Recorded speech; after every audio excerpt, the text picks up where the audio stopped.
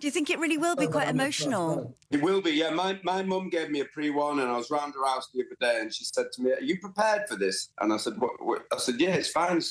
We're going to sing the hits. We're going to smash it out. It's going to be great." She said, "You're going to be very, very, very emotional." And she was like, looking me dead in the eyes. She was like, "It's going to be a very emotional experience for you." The first tour is just going to be us crying through every single song, isn't it? Yeah. Be a bit. We're going to have to do a second tour when people can actually hear us performing.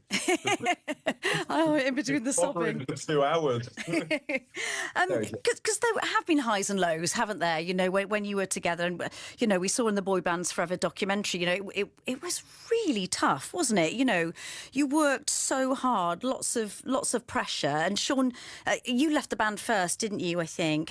But does it feel different this time around, do you think? The thing is, yeah, because the thing is, back in the day, you know, the industry's been evolving, and I think back in that time, a band of our music, they just thought that they needed to sort of make as much money as possible because it's going to be short-lasting. They never thought that 25 years on, they'd be doing a band of our sort of nature, would be doing an arena tour.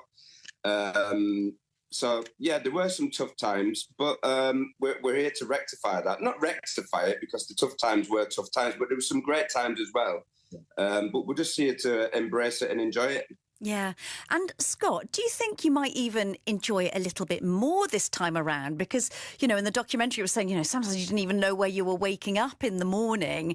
And, you know, there was so much pressure and you worked so hard. Do you think this time around, 25 years on, you know, you might be a little bit more relaxed and, you know, be able to have a bit more fun with it and maybe take a bit more control over how you run the tour this time around? Absolutely. I mean, that's something that I'm really, really looking forward to. Like, you know, as you just said, enjoying it. I mean, you mentioned the boy band documentary that I was part of. Obviously, when I done that, you know, I opened up and I told a lot of things about how I felt back in the day.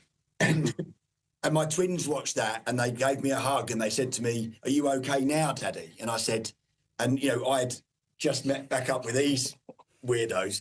And I feel like I've been healed in this process, and I really do, you know. So to be able to do this again, and as Rich said, I truly had given up on the idea that this would never happen.